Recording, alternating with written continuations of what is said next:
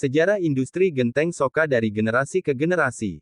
Bangunan kuno bekas pabrik genteng yang didirikan pada masa kolonial Belanda di Soka, Desa Kedawung, Kecamatan Pejagoan, merupakan salah satu bukti sejarah. Sejarah yang menggambarkan bahwa industri genteng Soka yang berada di sebelah selatan stasiun Soka sudah berlangsung secara turun-temurun sejak dari dulu.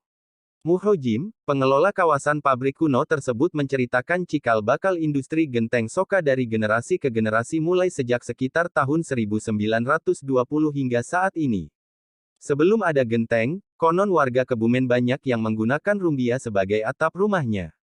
Atap dengan menggunakan rumbia tersebut mengundang hewan liar untuk bersarang di tempat itu seperti ular, serangga dan tikus, cerita Muhojim. Dijelaskan Muhojim, banyaknya kotoran hewan yang bersarang di atap rumah, khususnya tikus membuat warga Kebumen banyak yang terserang penyakit atau wabah pes.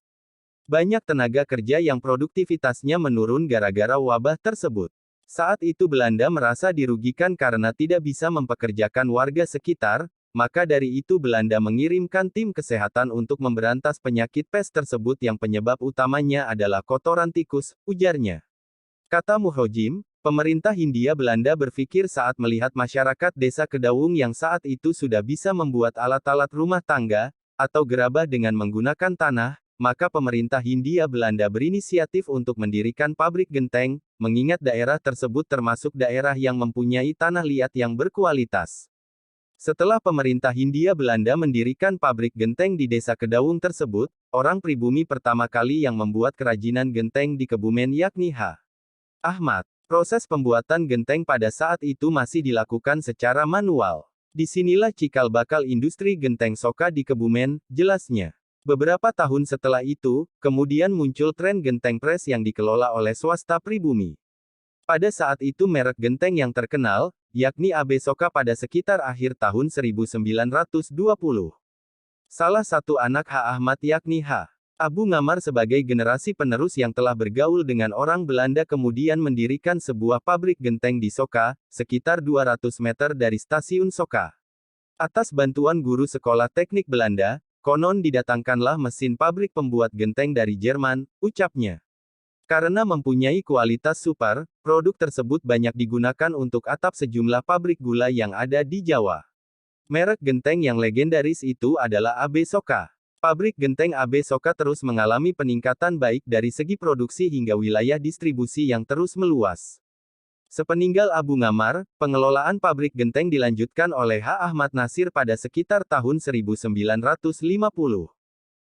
tahun setelah itu tepatnya tahun 1955 pabrik genteng tersebut juga membuat batu bata yang pernah dikirimkan ke Jakarta untuk proyek pembangunan Masjid Istiqlal, ulasnya. Muhojim menuturkan, puncak masa kejayaan genteng AB Soka sendiri yakni antara tahun 1980-an saat genteng produksi AB Soka wajib dipakai pada setiap bangunan proyek pada pemerintahan Presiden Soeharto. Saat itu pemerintah merekomendasikan genteng Soka untuk digunakan sebagai atap di gedung pemerintah. Misalnya pembangunan Akabri Magelang yang saat ini bernama Akademi Militer Akmil termasuk juga pusat perkantor di kawasan Kebayoran Baru, Jakarta, jelasnya.